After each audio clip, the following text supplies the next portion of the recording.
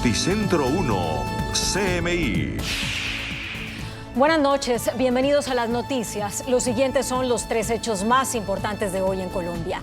Indra niega que haya posibilidad de alterar los resultados electorales durante una audiencia ante el Tribunal Administrativo de Cundinamarca por la demanda que pide suspender del cargo al registrador nacional Alexander Vega. La empresa contratada para los escrutinios se defendió de las críticas sobre presunta manipulación de los resultados electorales. Ampliaremos esta noticia en nuestra emisión nacional a las 9 de la noche. El invierno sigue provocando emergencias en diferentes regiones del país. En Antioquia, 2 personas, entre ellas una niña, murieron por una luz. Hay graves inundaciones en Caquetá y Meta, y en Nariño la vía panamericana está bloqueada por un derrumbe.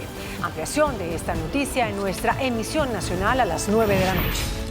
El empresario Emilio Tapia se declaró inocente de los cargos que le formularon por el caso del contrato entre el Mintic y el consorcio Centros Poblados. La Fiscalía le imputó el delito de peculado por apropiación, también falsedad en documento privado y fraude procesal como presunto cerebro del actuar criminal dentro de dicho caso. Ampliaremos esta noticia en nuestra emisión nacional a las 9 de la noche. Las siguientes son las noticias más importantes del mundo hoy. Primer soldado ruso juzgado por crímenes de guerra en un tribunal de Ucrania se declara totalmente culpable. 1000 soldados ucranianos se rinden ante Rusia. Suecia y Finlandia formalizan su solicitud de ingreso a la OTAN. ¿Puede Turquía vetar el ingreso de Suecia y Finlandia? Informe revela que el choque de un avión chino con 132 personas a bordo habría sido provocado por alguien en la cabina. Alarma en Europa por brote de la viruela del mono. Inglaterra, España y Portugal confirmaron contagio. Con Claudia Palacios y Margarita Ortega. El primer soldado ruso acusado de un crimen de guerra contra la invasión a Ucrania se declaró culpable. El militar de 21 años es acusado de asesinato con premeditación por la muerte de un hombre de 62 años el 28 de febrero. Puede ser condenado a cadena perpetua. El primer soldado ruso juzgado por crimen de guerra en Ucrania desde el inicio de la invasión rusa se declaró culpable y admitió el conjunto de los hechos que se le reprochan. Interrogado sobre si reconocía sin reserva la integralidad del acto que incluye cargos como crimen de guerra y asesinato premeditado, el suboficial Vadim Shishimarin respondió sí. В судовому засіданні було оголошено обвинувальний акт, за результатами чого обвинувачений Шишимарін повністю визнав вину в інкримінованому йому злочині відповідно до всіх обставин, які були встановлені у ході досудового розслідування та оголошені прокурором під час судового розгляду, який відбувся сьогодні. El joven de 21 años es acusado de la muerte de un hombre de 62 años el pasado 28 de febrero al noreste de Ucrania. Según un comunicado de la oficina de la Fiscalía, cuando su convoy fue alcanzado por fuego ucraniano, Shishimarin se unió a otros 4 soldados y robó un carro en las afueras del pueblo de Chupakiva.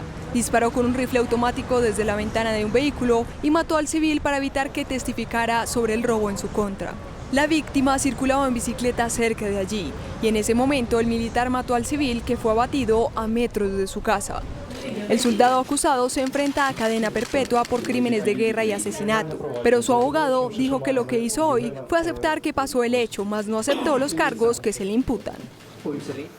Rusia asegura que más de 1000 soldados ucranianos se rindieron tras defender durante semanas la acería de Azovstal, que fue el último bastión de la resistencia a la ocupación de Moscú, que concentra su ofensiva en la región separatista del Donbass, en el este, y en Kharkov, en donde las fuerzas de Kiev siguen contraatacando e incluso han hecho retroceder a la frontera a las fuerzas invasoras rusas. La caída de la estratégica ciudad de Mariupol, después de casi 3 meses de intensos bombardeos, miles de muertes reportadas e innumerables historias de horror y hambre, también implicó la rendición de los últimos soldados que soportaron hasta las últimas horas el asedio ruso replegado en la acería de Azovstal. Según informó Moscú, casi 1000 soldados ucranianos depusieron sus armas y abandonaron su enconada defensa de la enorme planta siderúrgica que se convirtió en un símbolo de la resistencia del país y, según Kiev, permitió retrasar el avance de la invasión rusa en toda Ucrania. A los combatientes les espera un futuro incierto y mientras Kiev aspira a un intercambio de prisioneros, Rusia prometió intentar juzgar a varios de ellos por crímenes de guerra. Mientras siguen los bombardeos para controlar por completo Mariupol, clave para que los rusos puedan dominar una región más amplia del Donbass, más allá de los territorios controlados por los separatistas prorrusos. Ahora las tropas de Putin se preparan para una operación militar a largo plazo y continúan reforzándose con el objetivo de lograr un control total y permanente en las posiciones que aún mantienen, además de crear un corredor terrestre que una Rusia con Crimea, la península que se anexionó ilegalmente en 2014, y así ocupar la totalidad del sur de Ucrania. El Kremlin también ha dispuesto algunos esfuerzos en el norte de Ucrania, en Yarkov, la segunda mayor ciudad de esta antigua república soviética, donde los ataques de Moscú no han podido detener la contraofensiva ucraniana que ha hecho retroceder a las fuerzas invasoras a la frontera ruso-ucraniana. En lo que calificaron como un paso histórico por romper su neutralidad, los países nórdicos, Suecia y Finlandia, entregaron a la OTAN su solicitud formal de ingreso a esa alianza. Los embajadores de Suecia y Finlandia ante la OTAN entregaron este miércoles sus solicitudes de ingreso en la alianza en la sede de la Organización Transatlántica en Bruselas, donde se reunieron con el secretario general aliado, quien aseguró que es una decisión tomada en un momento crítico, pero agradeció sus pedidos. This is a good day at a critical moment for our security. Thank you so much for handing over the applications for Finland's and Sweden's membership in NATO. Every nation has the right to choose its own path. You have both made your choice after thorough democratic processes. And I warmly welcome the requests by Finland and Sweden to join NATO. El secretario calificó el paso de histórico y aseveró que Helsinki y Estocolmo son los socios más estrechos y que los intereses de seguridad de todos los aliados deben ser tenidos en cuenta. You are our closest partners, and your membership in NATO would increase our shared security. The applications you have made today are an historic step. Allies will now consider the next steps on their path to NATO. The security interests of all allies have to be taken into account, and we are determined to work through all issues and reach rapid conclusions. El acto tuvo lugar después de que el Parlamento finlandés aprobara adherirse a la alianza y de que el gobierno sueco comunicara su decisión de pedir la entrada en esa organización. El proceso para convertirse en miembro suele durar entre 8 y 12 meses, pero la OTAN quiere actuar con rapidez dada la amenaza de Rusia que se cierne sobre las cabezas de los países nórdicos. Y el gobierno de Turquía mantuvo hoy su postura de rechazar la entrada de Suecia y Finlandia a la OTAN, pues asegura que estos países han acogido a militares kurdos considerados terroristas, lo que pone en peligro la seguridad de los miembros de la alianza. ¿Puede Turquía vetar a Suecia y a Finlandia? En teoría, Turquía es capaz de bloquear la adhesión. Ahora, los dos países escandinavos tienen que convencer a los 30 miembros de la organización. Sin embargo, habría consenso al interior de la misma. Turquía, miembro de la OTAN, ha manifestado su oposición a la entrada de Suecia y Finlandia en la alianza. El presidente Recep Tayyip Erdogan acusa a esos países de apoyar a terroristas kurdos y advirtió que no cometerá en esta ocasión el error que fue, a su juicio, permitir el acceso de Grecia a la alianza. NATO'nun genişlemesi bizim için hassasiyetlerimize gösterilecek saygı oranında anlamlıdır. Hem PKK, YPG terör örgütüne her türlü desteği verip hem de bizden NATO üyeliği için destek istemek en hafif tabiriyle tutarsızlıktır. Agregó que su país ha pedido a Suecia la extradición de 30 sospechosos de dichas milicias kurdas, a lo que Suecia se ha negado. 30 tane teröristi istedik, vermeyiz dediler. Siz teröristleri bize vermeyeceksiniz ama bizden kalkıp NATO üyeliğini isteyeceksiniz. NATO bir güvenlik oluşumudur, bir güvenlik teşkilatıdır. Dolayısıyla bu güvenlik teşkilatını güvenlikten yoksun hale getirmeye biz evet diyemeyiz. La entrada de nuevos miembros en la alianza es una decisión que toman los países de la Organización Transatlántica por unanimidad, de modo que hace falta el visto bueno de Ankara. Si se superan las objeciones de Erdogan y las conversaciones de adhesión van tan bien como se espera, Suecia y Finlandia podrían convertirse en miembros dentro de unos pocos meses. La Unión Europea activó un plan de 210.000 millones de euros para acelerar su transición a las energías verdes y no tener que acudir al combustible ruso hasta el 2027. La Comisión Europea ha lanzado un ambicioso plan para cerrar en el menor tiempo posible el grifo energético de Rusia. But today we're taking our ambition yet to another level to make sure that we become independent of Russian fossil fuels as quickly as possible. La iniciativa de inversión de la Comisión está destinada a ayudar a los países de la Unión Europea a comenzar a abandonar los combustibles fósiles rusos este año e incluye propuestas para un uso más eficiente de los combustibles y un despliegue más rápido de energía renovable. We will therefore increase the EU energy efficiency target for 2030 from 9% to 13%. Then there is the massive investment in renewable energy, the biggest task. Here we are increasing our target for 2030 from 40% renewable energy to 45% renewable energy. Rusia suministra el 40% del gas del bloque y el 27% de su petróleo importado, y los países de la Unión Europea están luchando para acordar sanciones sobre este último. Llevando un poco la contraria al grupo de los 27 y acatando las exigencias de Moscú, la petrolera italiana Eni anunció la apertura inminente de una cuenta en euros y otra en rublos en el banco ruso Gazprombank para pagar el aprovisionamiento de gas ruso, acción que violaría las sanciones y daría lugar a un procedimiento de infracción por parte de Bruselas. Canadá amplía sus sanciones contra Rusia y esta vez apunta directamente al presidente Vladimir Putin y a otros 1.000 ciudadanos rusos a quienes la nación norteamericana les prohibió el ingreso a su territorio. El gobierno canadiense asegura que esta es una respuesta ante el brutal ataque del régimen de Putin, mientras se reiteró que su apoyo está con Ucrania. Entre los sancionados se encuentran altos funcionarios del gobierno ruso, como el ministro de Exteriores Sergei Lavrov, así como las hijas adultas del mandatario ruso. El diario The Wall Street Journal dijo que los datos recuperados de las cajas negras del vuelo de China Eastern que se estrelló en marzo con 132 pasajeros a bordo sugieren que la causa no fue accidental, sino que fue originada por alguien dentro de la cabina de mando.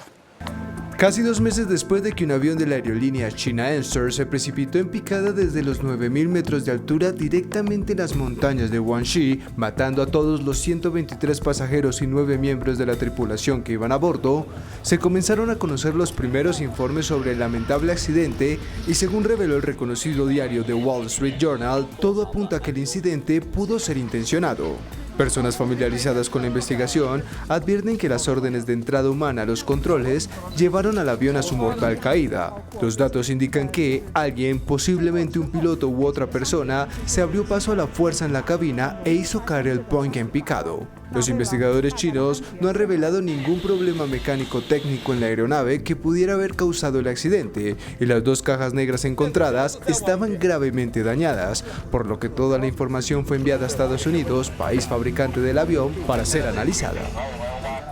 El ex jefe del Comando Sur de los Estados Unidos, el almirante Craig Fowler, durante un conversatorio manifestó que China es la principal amenaza a la democracia y la libertad en el siglo XXI y aseguró que se siente alarmado por lo que está haciendo el gobierno de Xi Jinping en América Latina.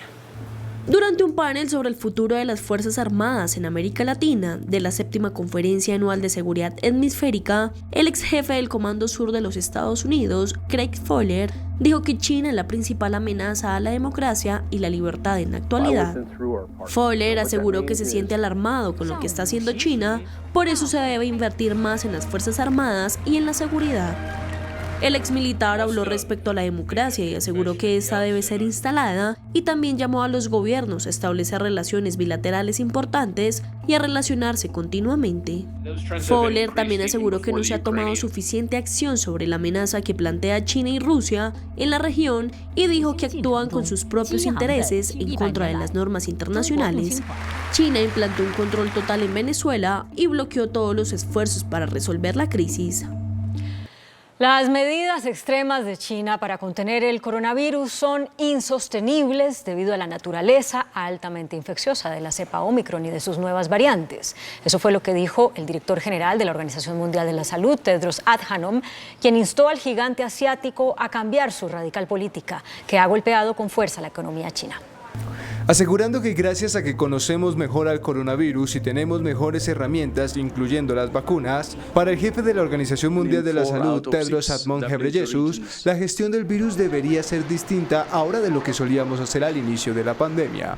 Por lo que considero que el enfoque extremo de China para contener la pandemia es insostenible debido a la naturaleza altamente infecciosa de la variante Omicron, que ha dejado completamente obsoleta la estrategia cero COVID del gigante asiático.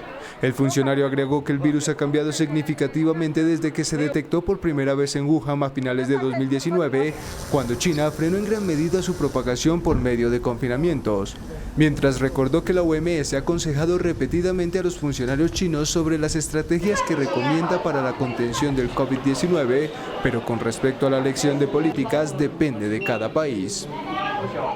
Hay alarma en Europa por el brote de la llamada viruela del mono. Reino Unido investiga 7 casos de contagios que se han detectado en los últimos días en España y Portugal, que también confirmaron que descubrieron casos sospechosos y analizan el origen de la enfermedad. La viruela del mono es un tipo de viruela que afecta a los simios y que puede ser contraída por humanos por vía aérea o contacto con un animal enfermo. Al parecer, la infección la habrían llevado al continente europeo unos viajeros que visitaron Nigeria. Las autoridades sanitarias del Reino Unido están investigando el origen de 7 casos de viruela del mono que se ha detectado entre el 6 y el 15 de mayo en el país. El virus se ha detectado especialmente en personas que han tenido relaciones sexuales entre hombres. Sin embargo, parece ser que 6 de los casos reportados serían por transmisión local. Por su lado, la Dirección General de Salud de Portugal también informó que esta enfermedad vírica se ha identificado en más de 20 casos sospechosos en Lisboa. Además, el Ministerio de Sanidad español también envió una alerta a las comunidades autónomas de España tras el hallazgo de 8 casos sospechosos de pacientes que presentan una infección compatible con el virus de la viruela del mono. Portugal, a través de la Dirección General de Salud, confirmó que durante este mes han tenido más de 20 casos sospechosos de infección por el virus de la viruela del mono, tanto en la región de Lisboa como en otra región que, si no me falla, se llama Valle del Tajo, y cinco de los cuales ya tienen un diagnóstico positivo en sus centros nacionales de referencia. Finalmente, en España también, el Ministerio de Sanidad emitió una alerta a las comunidades porque detectaron en Madrid 8 pacientes. De acuerdo a las autoridades que activaron una alerta sanitaria nacional, esta enfermedad rara es poco contagiosa entre humanos, no tiene tratamiento y generalmente se cura sola. Sus síntomas incluyen fiebre, dolor de cabeza, dolores musculares, dolor de espalda, ganglios linfáticos inflamados, escalofríos y fatiga. También pueden aparecer erupciones cutáneas, especialmente en la cara, y expandirse a otras partes del cuerpo. El Banco Mundial aprobó $12.000 millones para combatir la crisis alimentaria agravada por la guerra en Ucrania. La mayor parte de los recursos irá a países de África, Oriente Medio, Europa del Este y Asia Central y Meridional. Los fondos serán para apoyar la agricultura, brindar protección social para amortiguar los efectos del alza de los precios de los alimentos, promover proyectos de suministro de agua y riego. En las últimas horas se rompió un nuevo récord en la subida imparable del precio de la gasolina en Estados Unidos. California superó los $6 el galón, un precio histórico que pronto podría ser la media nacional, según advierte la financiera JP Morgan. El reporte de los analistas advierte que con la llegada del verano se activarán los viajes y con ello aumentará el consumo, lo que podría provocar una nueva disparada de precios para agosto. Los precios de la gasolina en Estados Unidos se han disparado hasta alcanzar máximos históricos tras la invasión rusa de Ucrania, lo que ha ensombrecido la economía. En California, el precio superó los $6 el galón y, según un informe publicado por la cadena CNN de la financiera JP Morgan, es un récord que este mismo verano podría ser la media en todo el país y que el precio minorista podría aumentar otro 37%. Con estas nuevas cifras, California continúa siendo el estado con los precios medios de combustible más altos de todo el país. Con los inventarios de gasolina de Estados Unidos en sus niveles estacionales más bajos desde 2019, a JP Morgan le preocupa que sea difícil satisfacer la intensa demanda durante la temporada de conducción de este verano. Otros miembros del sector se muestran escépticos ante la posibilidad de que los precios suban tanto, por la sencilla razón de que algunos estadounidenses se resistirían a una gasolina de $6 el galón y conducirían menos. El presidente de Estados Unidos, Joe Biden, lanzará una iniciativa para aumentar la participación de Estados Unidos en la economía asiática. Esto durante el viaje que hará a esa región en los próximos días. Estados Unidos y sus socios darán inicio al marco económico del Indo-Pacífico cuando Biden visite Japón entre el 20 y el 24 de mayo. También irá a Corea del Sur. El Departamento de Comercio lidera la negociación de los pilares del marco centrado en la resiliencia de la cadena de suministro, la energía limpia, la descarbonización e infraestructura. El gobierno de Seúl advirtió que podría presentarse el lanzamiento de un misil balístico intercontinental por parte de Corea del Norte durante esos días en que el mandatario estadounidense esté visitando territorio surcoreano. Wall Street cerró en rojo y el Dow Jones bajó un 3,57%, registrando la peor caída desde 2020. Wall Street cerró este miércoles en rojo y su principal indicador, el Dow Jones de Industriales, terminó la jornada con una bajada de un 3,57%, su mayor caída desde 2020, arrastrados por los malos resultados trimestrales anunciados por dos grandes cadenas de venta al por menor, Target y Walmart. Al cierre de las operaciones en la bolsa de Nueva York, el Dow Jones restó 1.164 puntos, mientras que el selectivo Standard & Poor's 500 perdió un 4,04% o 165 puntos. El índice compuesto del mercado Nasdaq terminó la jornada con una bajada de 4,73% o 566 puntos. Colombia es ahora el sexto país con mayor migración irregular hacia Estados Unidos. Según datos de la Oficina de Aduanas y Protección Fronteriza, en abril se registró un nuevo récord de cruces ilegales en la frontera sur con México. En total, durante el mes pasado, hubo 234.088 migrantes indocumentados, de los cuales 13.000 fueron colombianos. El gobierno estadounidense reveló que en lo corrido de mayo el número de migrantes indocumentados que intentan llegar a territorio estadounidense va en aumento. Un nuevo escándalo se presentó en el partido del líder británico Boris Johnson. Un diputado fue detenido por sospechas de violación y agresión sexual, delitos cometidos entre 2002 y 2009. No se dio a conocer el nombre de este hombre, pero con este señor ya son 56 los diputados de los 500, o mejor 650, que tiene la Cámara de los Comunes del Reino Unido, que fueron objeto de acusaciones por malos comportamientos de naturaleza sexual. Johnson sigue enfrentando el escándalo por las fiestas celebradas durante la pandemia y con su gobierno pendiendo un hilo, los desmanes de algunos miembros de su partido podrían desencadenar su salida como primer ministro británico.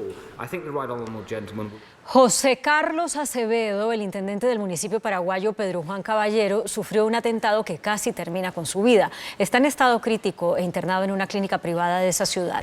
Según el informe médico, el jefe comunal recibió 7 disparos de arma de fuego.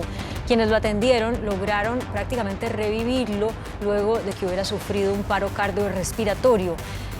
Acevedo es intendente de una de las zonas más peligrosas del Paraguay. Las autoridades intentan esclarecer los hechos, dar con los responsables. Su hermano, el gobernador de la provincia, denunció que las autoridades están amenazadas por las mafias y el narcotráfico. El presidente chileno Gabriel Boric dio un vuelco a sus planes de desmilitarizar la Araucanía y las regiones vecinas al decretar un estado de emergencia para controlar la escalada de violencia en la zona donde se libra un conflicto complejo por las tierras ancestrales del pueblo mapuche. Militares volvieron a patrullar la región de la Araucanía en el sur de Chile por orden del presidente Gabriel Boric, que había llegado el pasado 11 de marzo al poder con el firme propósito de desmilitarizar esta zona donde se libra un conflicto complejo por las tierras ancestrales del pueblo mapuche. pero la escalada de la violencia en la región y el llamado al alzamiento armado por parte de un grupo radical lo hizo cambiar de estrategia, decretando un estado de emergencia y focalizando el control militar, principalmente en la seguridad de las carreteras y los caminos rurales, resguardados por distintos vehículos entre camiones y tanques. Los habitantes de la Araucanía y las regiones vecinas observan a diario la quema de camiones, cortes de rutas y disparos con armas de fuego en una zona de Chile donde el Estado parece sin presencia. La oposición venezolana y el gobierno de Nicolás Maduro confirmaron que iniciaron conversaciones para retomar la negociación que hace un tiempo adelantaron en México. Esto luego de que Estados Unidos aliviara las sanciones económicas contra el gobierno de Maduro. La opositora Plataforma Unitaria de Venezuela, la colectividad que agrupa buena parte de la oposición venezolana, anunció el inicio de conversaciones formales con el gobierno de Nicolás Maduro con el objetivo de lograr la reactivación del diálogo en México entre ambas partes, luego de que se conociera la decisión de Estados Unidos de levantar algunas sanciones económicas. Según el comunicado, estas conversaciones incluirán encuentros y discusiones con el objetivo de precisar y acordar los elementos necesarios para el pronto reinicio de este proceso de negociación que no debió haber sido suspendido. También agregaron que seguirán buscando construir un acuerdo político que logre la recuperación de Venezuela. Cabe recordar que la negociación entre las partes comenzó en agosto de 2021 y quedó en suspenso 2 meses después por decisión del oficialismo en señal de protesta por la extradición a Estados Unidos de Alex Saab, presunto testaferro de Maduro. La empresa estadounidense Uber lanzó 2 nuevos programas piloto para repartir comida de manera automatizada en el área metropolitana de Los Ángeles, esto es en Estados Unidos. Robots de 4 ruedas serán los protagonistas de uno de los programas diseñados para entregar comida en distancias cortas. El servicio estará disponible desde la ubicación más cercana al cliente. El vehículo robotizado se desplazará hasta la dirección ingresada y dejará saber al solicitante cuando se encuentre afuera, así como el código que éste requiere ingresar en la pantalla táctil del robot para quitar el seguro del compartimento donde se encuentran los alimentos que ordenó. En la primera audiencia hecha en medio siglo por el Congreso de los Estados Unidos sobre objetos voladores no identificados, el Pentágono informó o confirmó haber avistado casi 400 ovnis. Asegura que aún no tiene conocimiento de lo que en realidad pueden ser ni de cuál es su origen. 2 oficiales del Pentágono de Estados Unidos comparecieron ante el Congreso de ese país por la posible presencia de ovnis, en una audiencia que acogió este tema por primera vez en más de 50 años, a pesar de que no hay confirmación gubernamental de vida extraterrestre. El Departamento de Defensa norteamericano tiene por lo menos 400 reportes generados desde el año 2004 que alertan la presencia de estos objetos. Since the early 2000s, we have seen an increasing number of unauthorized and/or unidentified aircraft or objects in military-controlled training areas and training ranges and other designated airspace. El oficial mostró un video que lograron captar desde un avión militar F-18. For example, let me share with you the first video that we have here today, which shows an observation in real time. Los funcionarios del Pentágono no revelaron información adicional de su investigación en curso de cientos de avistamientos inexplicables en el cielo. Pero dicen que han elegido un director para un nuevo grupo de trabajo para coordinar los esfuerzos de recopilación de datos sobre lo que el gobierno ha denominado oficialmente fenómenos aéreos no identificados.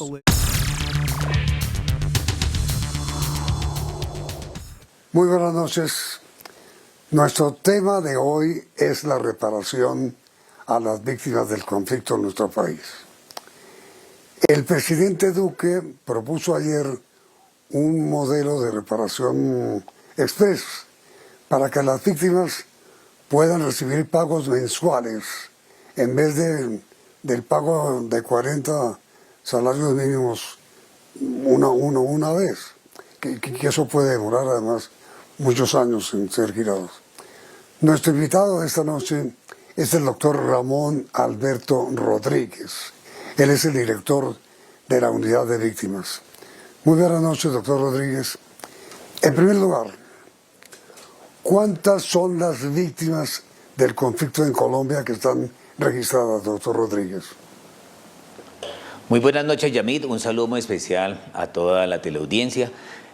Aquí, frente a la pregunta, nosotros en nuestro registro tenemos 9.253.000 víctimas que se encuentran debidamente inscritas en el registro y que, a pesar de las circunstancias, el registro sigue abierto, se siguen presentando hechos victimizantes y por eso la cifra todos los días está cambiando y siempre pues, se va a ir superando frente a lo que tenemos hoy específicamente.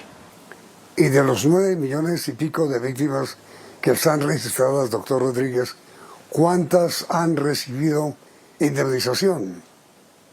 Bueno, Yamid, frente a este ejercicio del pago de las indemnizaciones que hace parte de la reparación integral, de esos 9.253.000 víctimas, de esas 7.350.000 son sujetas de recibir el pago de la medida de indemnización.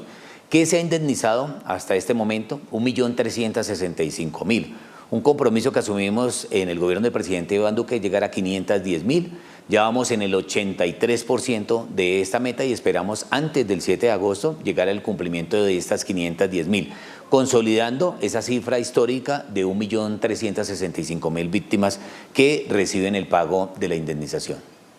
Pero si hasta hoy, en 4 años de gobierno, doctor Rodríguez, solo han indemnizado 100.000, ¿cómo aspiran a indemnizar en 2 meses que faltan 400.000 más? No, Yamid, en este periodo de gobierno, durante los 4 años hemos indemnizado, estamos alrededor de las 420.000, vamos a indemnizar antes de finalizar y de llegar al 7 de agosto, estamos haciendo una ejecución presupuestal de más de 100.000 millones de pesos en estos meses y esperamos llegar al cumplimiento de la meta que son los 510.000 víctimas indemnizadas en el gobierno del presidente Iván Duque. Y mire, doctor Rodríguez, ¿cuánto vale el total de la indemnización a las 9.200.000 víctimas del conflicto? Bueno, frente a la pregunta, pues allí las cifras son, y es lo que hemos identificado a través de cada uno de los informes a la Corte, informes de la Comisión de Seguimiento, pues es identificar que si vemos que son 7.350.000 y le descontamos ese 1.365.000, quedan aproximadamente 6 millones de víctimas que están esperando el pago de la indemnización. Y muy de la mano con estos informes, estamos hablando de más de 50 billones de pesos se necesitan. Si hablamos en tiempo, estaremos hablando más de 30, 40 años para poderle pagar, si seguimos a ese mismo ritmo de pago de indemnización. Y por eso el llamado es a conseguir recursos adicionales, a buscar mecanismos adicionales como el que propuso el presidente Iván Duque en esta reparación express, mecanismos que nos permitan agilizar y poderle llegar a todas las víctimas con el pago de esta medida, que es lo que nos solicitan las víctimas en cada uno de los espacios en los cuales los abordamos. Pero entonces, doctor Rodríguez, la propuesta del presidente Duque sobre el pago mensual, pago express, es para el próximo gobierno. No para el actual. Sí, Yamid, ya quedaría como una propuesta para dejarla allí planteada para el próximo gobierno, para que se tenga como una alternativa para poder llegar al mayor número de víctimas pagando las indemnizaciones. Y mire, doctor Rodríguez, ahora recuerdo que el Contralor General de la República hace unas semanas o meses, no estoy seguro, hizo unas críticas muy duras y unas denuncias muy graves sobre el mal funcionamiento de la unidad que usted preside. Inclusive dijo que estaban indemnizando o que aparecían muertos. ¿Cómo es el asunto?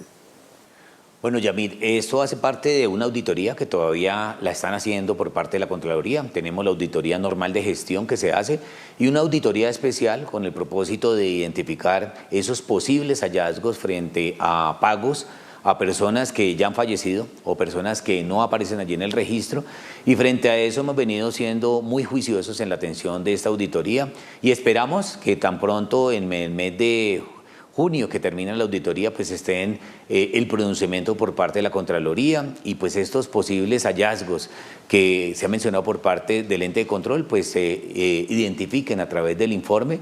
Y siempre hemos estado haciendo el ejercicio de entregar de forma muy juiciosa la información que siempre nos ha pedido la Contraloría con el propósito de desvirtuar esos posibles hallazgos y siempre pues muy de la mano de todo el equipo técnico que tiene la unidad. Pero entonces es cierto que ha habido irregularidades, digamos, en el pago de esas indemnizaciones? Yamid, es muy pronto para poder tipificar, no se ha terminado todavía la auditoría y esperamos que tan pronto se termine la auditoría, pues darlo a conocer si de verdad se presentaron posibles irregularidades, si hay una justificación, porque hay casos en los cuales la persona al cruzar la información nos aparecía que estaba viva, pero que otros terceros cobraron y pues hace parte de las investigaciones y esperamos eso, que se termine la auditoría y cuando se termine la auditoría pues aparezca el informe y cuando tengamos el informe pues nos pronunciaremos específicamente a cada uno de estos presuntos hallazgos.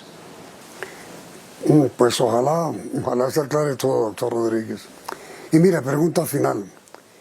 Los 16 representantes de las víctimas de la paz a la Cámara que fueron elegidos decidieron hoy constituirse en bancada. ¿Eso a usted qué le parece? ¿Bueno o malo? ¿O qué significa? Bueno, Yamid, frente a este pronunciamiento hoy de los 16 representantes que fueron elegidos para representar o estar allí en el Congreso, exigiéndole a los victimarios la verdad, la justicia y la reparación, yo creo que constituir esta bancada es algo significativo, se ha venido haciendo un proceso de acompañamiento, hemos estado con la Mesa Nacional, con el Comité Ejecutivo de la Mesa Nacional, que es la representación de las víctimas como una máxima instancia en los temas de participación, y allí han estado trabajando. ¿Qué queremos?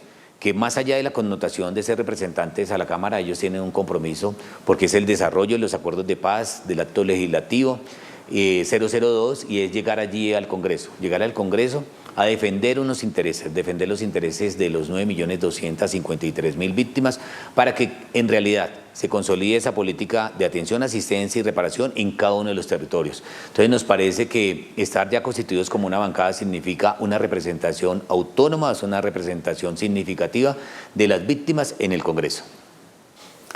Pues bueno, doctor Ramón Alberto Rodríguez, director de la Unidad Nacional de Víctimas, muchas gracias por aceptar esta invitación y deseamos que todo entre la unidad se aclare y que finalmente las víctimas del conflicto, 9 millones de personas, reciban su indemnización. Ha sido usted muy amable, doctor Rodríguez. Muchas gracias, Yamid, y muchas gracias por el espacio para poderle contar a los colombianos, pero especialmente a las víctimas, cómo avanza el proceso, pero también cómo avanza el proceso frente a las auditorías de la Contraloría, para que esto quede totalmente transparente y le dé plena tranquilidad a las víctimas. Gracias a usted. Y a ustedes televidentes también gracias por la sintonía y los invitamos a continuar aquí, en Noticentro 1 CM. Noticentro 1 CMI. No hay ninguna posibilidad de fraude electoral, dice empresa tecnológica contratada para elecciones. Expresidente Pastrana sugiere impedimento entre esa empresa y la registraduría. A 11 días de elecciones, no hay auditoría internacional. Firma alemana seleccionada no aceptó. Nueva investigación por falsos positivos contra Colombia en Comisión Interamericana de Derechos Humanos. Nuevos cargos a Emilio Tapia por escándalo de centros poblados. Fiscalía lo acusa de apropiarse de 6.000 millones de pesos para comprar carros y obras de arte. Tragedias, derrumbes, salud, inundaciones por invierno en el país. 1.200 niños venezolanos tiene el ICBF. Incautan mercados gourmet con langosta en la picota. Con Claudia Palacios y Margarita Ortega. Iniciamos nuestra segunda hora de noticias. La empresa española Indra, contratada para suministrar el software de los escrutinios de las elecciones, se defendió de las acusaciones que apuntan a una presunta manipulación de resultados electorales. Descartó cualquier posibilidad de alteración de esos resultados. Jamás se ha hablado de que Indra pueda alterar un resultado de un proceso electoral. En audiencia ante el Tribunal de Cundinamarca por la demanda que pide sacar del cargo al registrador Alexander Vega por irregularidades en las elecciones legislativas, el representante de la empresa Indra se defendió de las críticas del expresidente Andrés Pastrana, quien los ha señalado de una cercanía suspicaz con el registrador. Si no vino a España, honorable magistrado, ¿por qué no me ha contestado? Esto pone en entredicho precisamente la relación de la registraduría con Indra. Porque si efectivamente Indra invitó al registrador y a estos señores a su empresa en España, pues lógicamente hay por lo menos una inhabilidad moral. No podemos reunirnos con ningún posible cliente en medio de procesos licitatorios. Indra ganó el contrato para el software de los escrutinios por 27.000 millones de pesos en una licitación en la que fueron únicos proponentes. Aseguran que solo crearon el programa y que actualmente no tienen injerencia sobre el manejo del mismo. Esto obviamente no es algo que haga Indra. Indra ya no opera el sistema. Ese software le permite al Consejo Nacional Electoral recibir la información que viene de las comisiones escrutadoras. El presidente del Senado coadyuvó la demanda que pide sacar del cargo al registrador nacional y espera un pronto fallo. No veo la confianza necesaria en el sistema electoral colombiano, en un hecho que nunca había sucedido. Por su parte, la Fiscalía abrió una indagación preliminar contra el registrador Alexander Vega. La Fiscalía General de la Nación abrió una indagación preliminar en contra del registrador Alexander Vega por las presuntas irregularidades en la contratación de la empresa Indra, proveedora del software para las elecciones. La indagación se da por cuenta de una denuncia interpuesta hace 2 meses por un ciudadano y fue asignada al fiscal tercero delegado ante la Corte Suprema de Justicia, Javier Fernando Cárdenas, el mismo fiscal que tiene a cargo el proceso judicial que se adelanta contra el expresidente Álvaro Uribe por presunto soborno a testigos. La Fiscalía deberá ahora recaudar evidencias para definir si se abre una investigación formal en contra del registrador o si por el contrario se archiva el caso. La procuradora Margarita Cabello pidió al registrador Alexander Vega que cumpla con los compromisos adquiridos con las campañas políticas. Con el propósito de blindar el proceso electoral que se avecina, la Procuradora General Margarita Cabello le pidió al registrador Alexander Vega que resuelva inmediatamente los reclamos y solicitudes de las campañas presidenciales. Esto permitirá brindar mayores garantías para que los próximos comicios sean legítimos y confiables. Cabello sentenció que para el próximo 29 de mayo nada puede fallar, ni la plataforma Infovotantes, que permite que los ciudadanos consulten su mesa de votación, los tarjetones electorales, entre otros, ni la acreditación de testigos electorales, y tampoco pueden repetirse los problemas con los jurados de votación. Concretamente, se debe haber excluido a 2.925 jurados no aptos. Cabello cuestionó la baja postulación de los testigos electorales. La procuradora también cuestionó la poca presencia de auditores de campañas en los simulacros de preconteo y transmisión de datos electorales. Y la solicitud auditora o a la Auditoría Internacional para las Elecciones Presidenciales sigue en veremos. La firma alemana Dermalog, seleccionada por el Consejo Electoral, decidió a última hora y sin mayor explicación no firmar el contrato. A 11 días de las elecciones presidenciales del 29 de mayo le queda muy poco tiempo al Consejo Nacional Electoral para contratar la Auditoría Internacional ante la negativa de una firma alemana a firmar el contrato. El tiempo es muy corto para hacer un proceso de selección para el tamaño de la auditoría que nosotros pretendemos, porque es una auditoría no solamente preventiva, sino que va a ser una auditoría forense. Para el presidente encargado del Consejo Nacional Electoral, César Augusto Abreu, no tiene pies ni cabeza el rumor de que las elecciones presidenciales podrían ser aplazadas. O sea, son rumores porque nosotros, que somos la máxima autoridad en lo electoral, no tenemos ninguna queja o ningún conocimiento frente a ese aspecto. Y dijo que son los ciudadanos y los partidos políticos con jurados de votación y auditores los que pueden garantizar y ayudar a que las elecciones presidenciales sean absolutamente transparentes. La Comisión Interamericana de Derechos Humanos abrió una nueva investigación a Colombia por un caso de falsos positivos. La CIDH admitió una demanda contra el Estado colombiano que no ha logrado juzgar a los responsables de un falso positivo ocurrido en 2007. Falta de investigación, juzgamiento y sanción de todos los responsables. El documento destaca las presuntas irregularidades que rodearon los primeros años de investigación, en los que el caso fue cerrado. Fue inicialmente asumida por la justicia penal militar, que inicialmente favoreció a los militares investigados. La investigación está relacionada con el asesinato de 3 jóvenes en el departamento del Casanare. fueron presuntamente retenidos, ejecutados y reportados falsamente como delincuentes. En otras noticias, el invierno sigue provocando graves emergencias en diferentes regiones del país. En Antioquia, 2 personas murieron sepultadas por una alud. El deslizamiento de tierra se presentó en el corregimiento Laureles del municipio de Santa Fe de Antioquia, en el que murieron una niña de 8 años y un adulto mayor.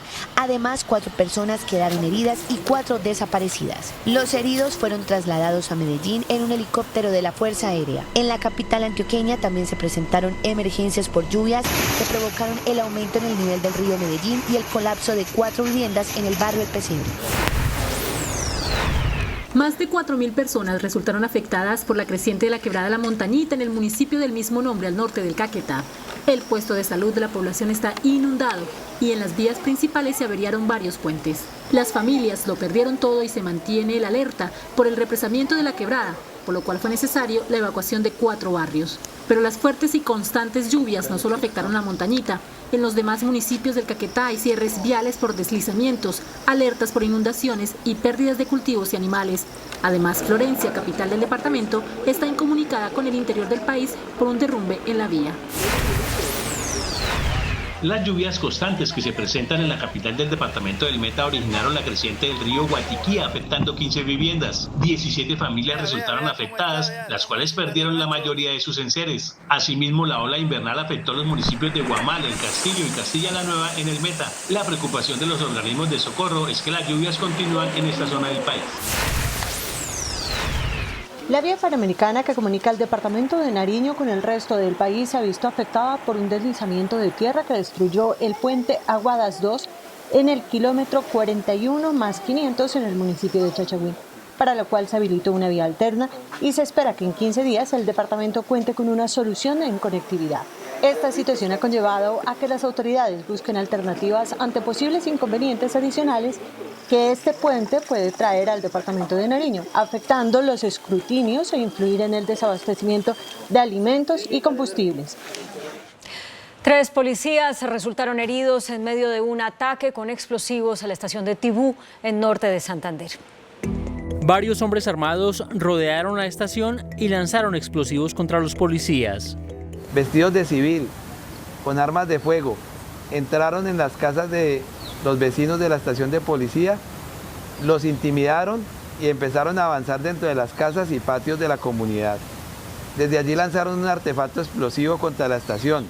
Un intendente sufrió heridas graves y fue trasladado de inmediato a Cúcuta. Otros 2 policías resultaron heridos por esquirlas y golpes. La policía atribuye el atentado a las disidencias del Frente 33 de las FARC, que horas antes también había intentado atentar contra otra estación en el corregimiento Campo 2 de ese mismo municipio. En ataques contra la fuerza pública en el departamento de Antioquia fueron asesinados 2 policías y un soldado. Los policías fueron identificados como Andrés Álvarez, de 32 años, y Daniel David Ochoa, de 25, quienes fueron asesinados en pleno parque principal del municipio de Anorí.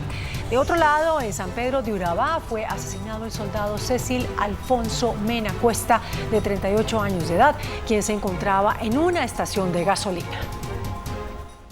El empresario Emilio Tapia se declaró inocente de la apropiación ilegal de los dineros del contrato firmado entre el Ministerio de las Tecnologías de la Información, el MINTIC, y la firma Centros Poblados.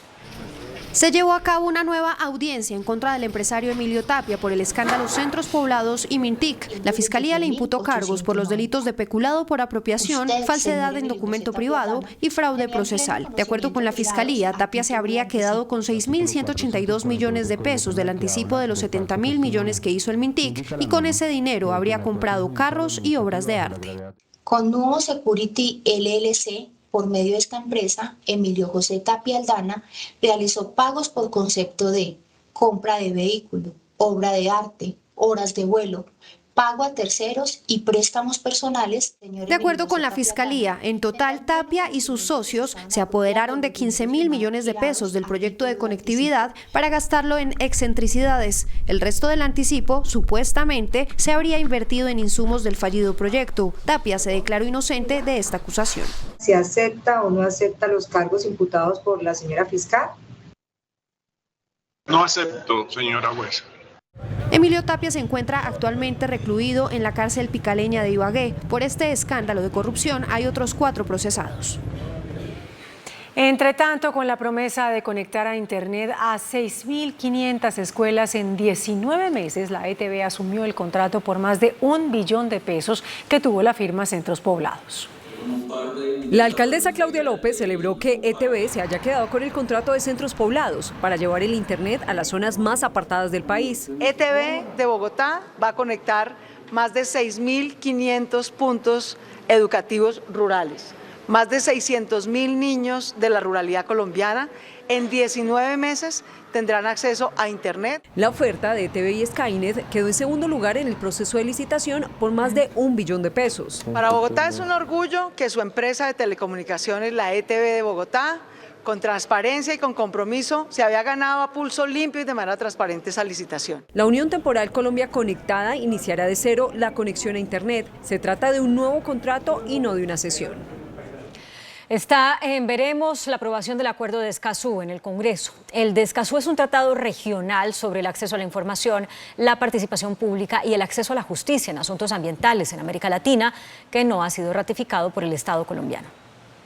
Por tercera vez consecutiva está a punto de fracasar en el Congreso de la República la ratificación del Acuerdo Medioambiental de Escazú, que busca proteger a líderes ambientales y que haya desarrollo, pero con respeto por el medio ambiente. La plenaria del Senado de esta semana, que tiene en primer punto del orden del día de ese proyecto, no lo ha evacuado. Allí los dirigentes gremiales explicaron por qué se oponen. Cualquier obra o actividad que genere posibles efectos negativos ambientales no sean ejecutados por la mera sospecha y sin necesidad de que exista certeza científica sobre esto. Este acuerdo ha sido solicitada su ratificación por la OCDE.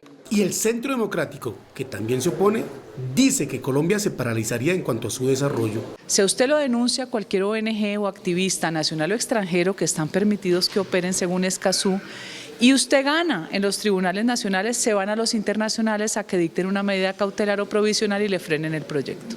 Desde la oposición del pacto histórico piden dar el debate de frente. El problema de no ratificarlo ha sido la evasión, no la argumentación. Aquí se ha evadido el compromiso público que tiene un parlamentario de debatir y de, por lo tanto, ratificar o no ratificar en el sano debate sobre las ideas, y lo que se ha hecho es evadir mediante jugaditas, ratificar el Acuerdo de Escazú. A 5 semanas de que terminen las sesiones de este Congreso de la República, el Acuerdo de Escazú está a punto de naufragar.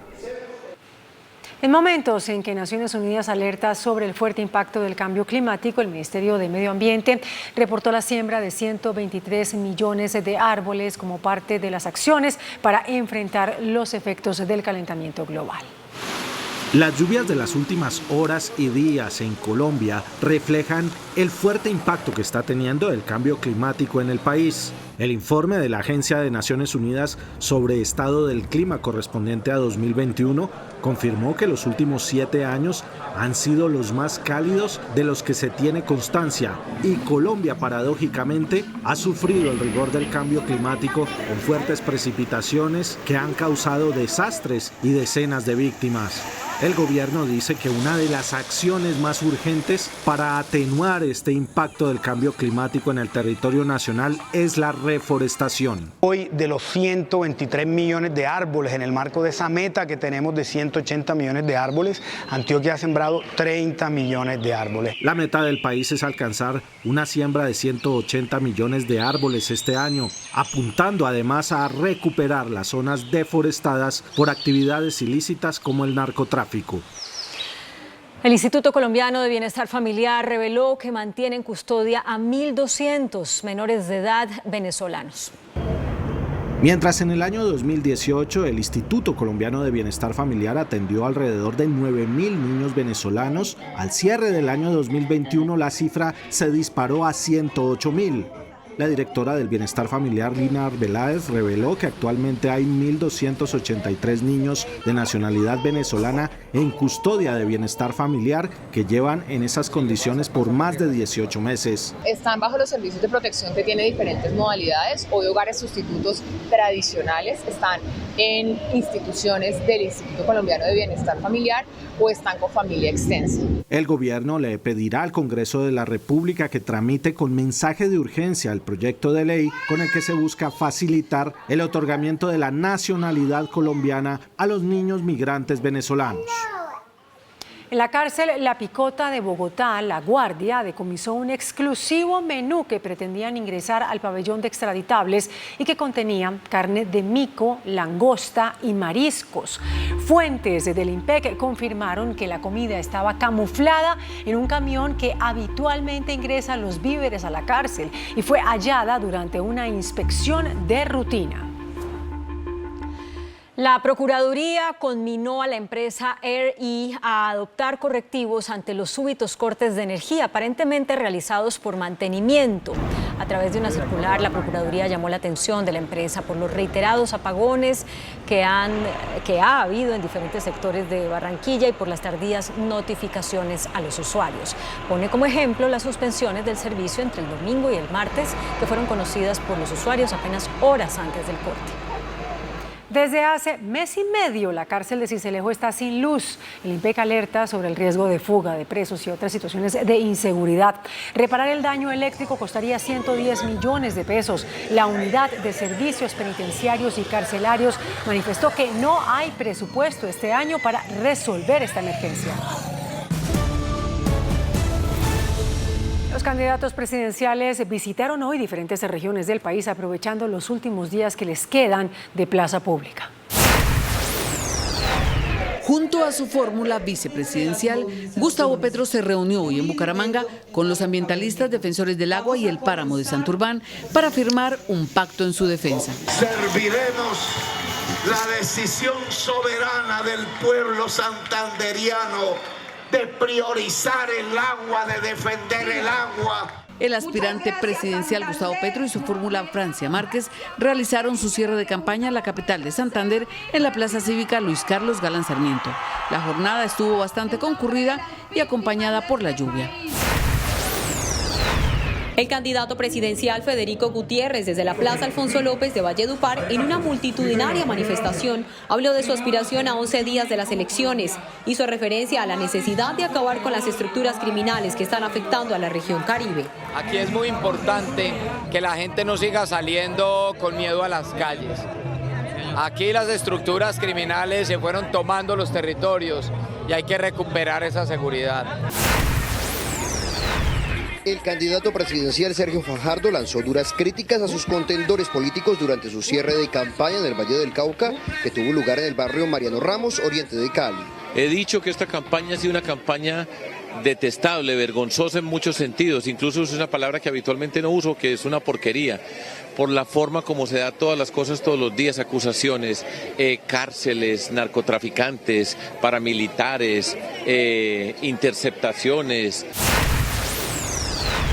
El candidato presidencial Rodolfo Hernández, durante su visita hoy en Ibagué, recorrió las principales calles de la ciudad, especialmente el sector de la Carrera Tercera, donde tuvo contacto con comerciantes y seguidores de su campaña. En una república como Colombia, donde nadie roba, la plata alcanza. Hernández presidió varias reuniones con cuadros directivos de su campaña en el Tolima y anunció su presencia en el partido esta noche en el Murillo Toro entre el Deportes Tolima y el América de Minas Gerais por Copa Libertadores de América. El expresidente Álvaro Uribe volvió a la carga contra Gustavo Petro, de quien dijo es el candidato del narcoterrorismo. No, escúchame. Aunque Álvaro Uribe manifestó que no haría campaña de frente por Federico Gutiérrez, desde sus redes sociales fustiga con dureza a Gustavo Petro.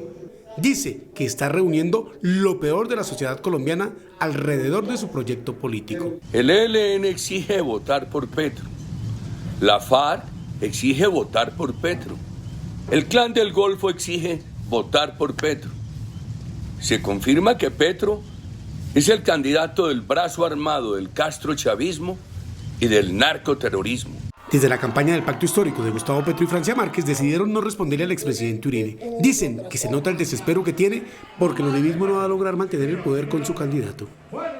Los nuevos representantes de las curules de paz anunciaron la conformación de una bancada para defender los acuerdos de paz. Unirnos en bancada y trabajar como bancada en los temas que nos unen, que es en definitiva la implementación del acuerdo de paz, las víctimas del conflicto armado y el desarrollo en los territorios que representamos. Una de las principales acciones de los representantes de las curules de paz será la modificación de la ley de víctimas. Requiere una revisión, pero también una reglamentación, al igual que muchas de las instituciones pero del Estado colombiano. Dicen que aunque tengan ideologías diferentes, los unen objetivos comunes. La virtualidad llegó para quedarse en la Administración de Justicia, exceptuando la penal y la militar. Eso fue lo que advirtieron hoy senadores de la Comisión Primera del Senado. El Senado le cerró las puertas para que la virtualidad sea la regla de oro en la justicia penal y en la justicia militar. Congresistas de la Comisión Primera, incluido su presidente, manifiestan que cuando está en riesgo en lo penal la libertad de una persona, la virtualidad no puede ejercerse. En muchas ocasiones, cuando el testigo sindicado es interrogado acerca de una circunstancia que no le es favorable, o se pierde la señal o se va la luz hasta que alguien lo asesore de manera adecuada. Entonces, para evitar esas circunstancias, tendrá la posibilidad el juez o el fiscal de poder decretar la prueba de carácter presencial. Un testigo puede estar frente a una pantalla y el juez en su oficina, en ciudades distintas. Detrás del testigo puede haber alguien presionándolo incluso con amenazas de muerte. El proyecto que establece la virtualidad en el resto de la Administración de Justicia está en último debate en la plenaria del Senado. Los agentes civiles de tránsito en Bogotá cuestan 5 veces más que los policías, así lo denunció el concejal de Bogotá, Rolando González. El distrito responde. A Bogotá le estaría saliendo más caro tener agentes civiles de tránsito que policías. Los 150 agentes civiles de tránsito que hoy tiene la ciudad tienen un valor de 11.600 millones de pesos al año. Y los 1.000 agentes policiales de tránsito que tiene la ciudad tienen un valor de 12.800 millones de pesos anuales. Bogotá revivió los agentes civiles de tránsito en el año 2021. Pero además con un agravante, estos agentes civiles de tránsito hoy solamente cumplen el 5% de lo que hace un agente policial de tránsito. Nosotros tenemos un convenio con la policía.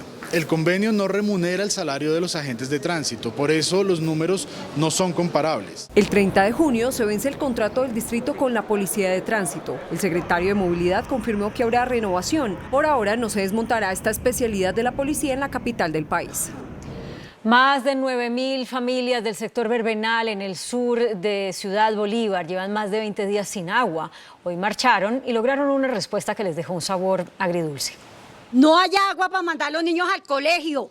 Los de la tercera edad no nos podemos bañar. No hay agua en Verbenal del Sur. La voz de María Olga representa a más de 9.000 familias que llevan, en el mejor de los casos, 20 días sin agua. Otros, con menos suerte, completan 2 meses sin el vital líquido. Somos 9.000 familias que habitamos ese territorio, estamos urbanizados en un 95%. La comunidad de Verbenal Sur, en Ciudad Bolívar, no aguantó más y se tomó pacíficamente las calles. Si no la tenemos esa respuesta, nos vamos a movilizar nuevamente, masivamente. Ante las protestas, la institucionalidad hizo presencia, pero las respuestas fueron agridulces. Por ser un asentamiento ilegal, no se puede hacer mucho.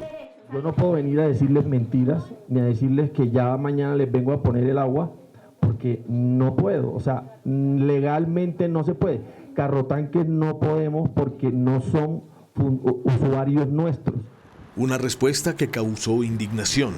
Siempre que se hacen reuniones con ellos, ese es el argumento que dan, que porque no somos legales, pero pues hasta donde yo tengo entendido en la Constitución eso no es una condicional para que la comunidad cuente con el servicio de agua potable, el mínimo vital. No somos un barrio legalizado, pero sí pagamos impuesto. Sin embargo, y ante la presión, por lo menos una respuesta fue positiva. Se podría restablecer a como ellos han venido funcionando, digamos, tiempo atrás. Por ahora, la comunidad de Verbenal se arma de paciencia y espera que las llaves sean reabiertas. Esta noche quedará habilitada la autopista norte de Bogotá, que estuvo cerrada parcialmente por la rotura de un tubo del acueducto. La empresa logró identificar el daño en la tubería e iniciará la reparación en un operativo coordinado con Secretaría de Movilidad para disminuir el impacto en el tránsito. Esta misma noche se habilitarán todos los carriles de la calzada mixta y el paso de articulados de Transmilenio por las estaciones calle 187 y Terminal. El presidente Iván Duque se reunió en Londres con el primer ministro británico Boris Johnson, ante quien formalizó la firma de un tratado de libre comercio con el Reino Unido. Mediante este trino en su cuenta de Twitter, el presidente Iván Duque anunció que durante su visita de trabajo a Londres sostuvo grato encuentro con el primer ministro del Reino Unido, Boris Johnson. Abordamos la formalización del TLC, transición energética, lucha contra crisis climática, migración y seguridad, llevando nuestras relaciones bilaterales a su punto más alto.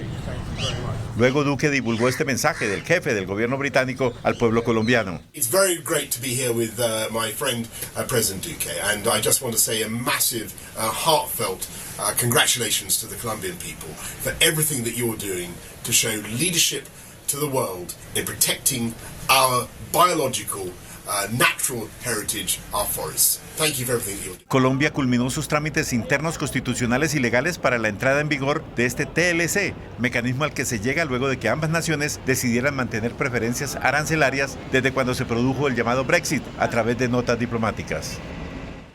Los pequeños y medianos empresarios reportaron caída en las ventas y la inversión en el primer trimestre del año. De acuerdo con la encuesta empresarial, en el primer trimestre del año, las ventas y la inversión de la pequeña y mediana empresa se vio afectada por la alta inflación y la menor disponibilidad de materias primas.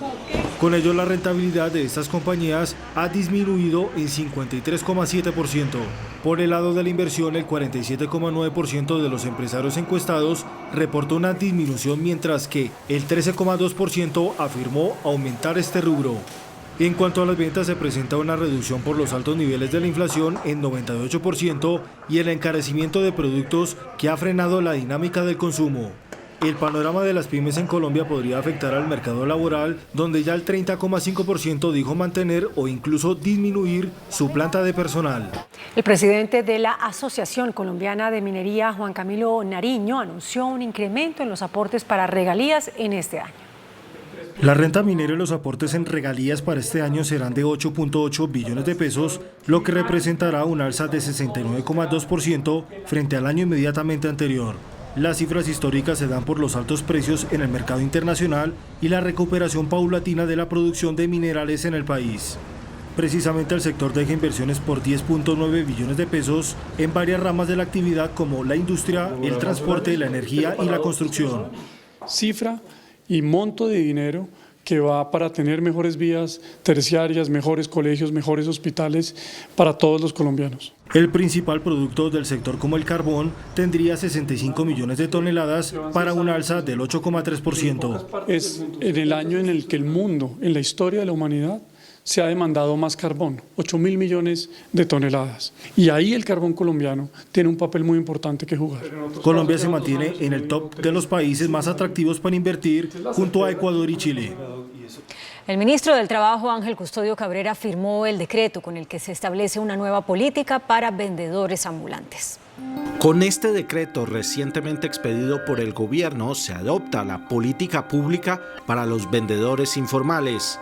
El ministro de Trabajo explicó que lo que se busca es darles lineamientos a los municipios para mejorar las condiciones y la situación de precariedad de este sector. Reducir la informalidad laboral. En segundo lugar, empezar a disminuir la conflictividad por el uso y convivencia del espacio público. Con la norma se pretende un equilibrio entre el uso del espacio público y el derecho al trabajo. ¿Cómo vivo yo de mi actividad? ¿Cómo puedo usufructuar el espacio público? ¿Y cómo puedo mejorar mis condiciones como vendedor informal? El presidente de Ecopetrol, Felipe Bayón, firmó un acuerdo con una filial de la OXY para adelantar labores de exploración costa afuera en el Caribe.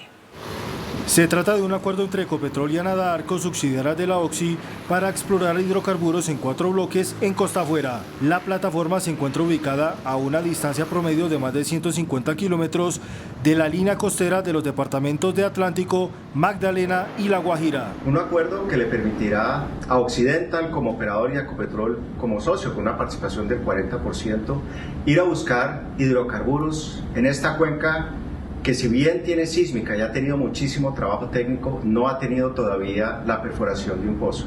Para el dirigente, este pozo representa un reto tecnológico dado a su actividad en aguas profundas. El Centro de Estudios Económicos Fedesarrollo presentó su propuesta de reforma laboral, que incluye cambios en la cotización a salud y pensión. Fedesarrollo propone una reforma laboral que elimine los aportes a salud a las personas que devengan más bajos ingresos, para que personas que ganan un salario mínimo o menos no tengan que hacer aportes obligatorios a salud. De ahí en adelante tendríamos unas tasas progresivas de cotización. Otra de las iniciativas del Centro Privado de Estudios Económicos es que los trabajadores informales puedan cotizar para pensión por debajo del salario mínimo. Que estas personas que ganan menos de un salario mínimo puedan ahorrar para su vejez, proporcionalmente a sus ingresos. Fedesarrollo estima que 11 millones de personas devengan ingresos inferiores a 1 millón de pesos mensuales. Se celebra en Bogotá la denominada Noche de los Museos. Estos espacios culturales estarán abiertos hasta la medianoche de hoy en al menos 50 museos de la capital. A esta hora se lleva a cabo la segunda noche de museos en Bogotá. Esta misma noche estamos en la noche de museos, donde más de 40 museos van a estar abiertos toda la noche, demostrando que los museos son esos sitios donde nos enfrentamos a nosotros mismos. Cada año desde 1977 se celebra el Día de los Museos. Teniendo en cuenta que los museos tienen tantos poderes, estamos celebrando 3 de ellos. Por un lado, el poder de la sostenibilidad, por otra parte, el poder de la innovación y por otra parte, el poder que tienen de transformar sus comunidades desde la educación y desde ese papel educativo que cumplen. Se invita a los ciudadanos a que visiten estos espacios culturales a lo largo de este año 2022. El poder de los museos radica en la posibilidad de inspirarnos, de ayudarnos a gestionar las emociones, pero los museos también nos ayudan a dar conversaciones difíciles en espacios seguros. Son en nuestro país 700 museos que pueden visitar los colombianos. En Bogotá son 70. El índice de capitalización de la bolsa, que mide el comportamiento de las 20 principales acciones, cerró a la baja.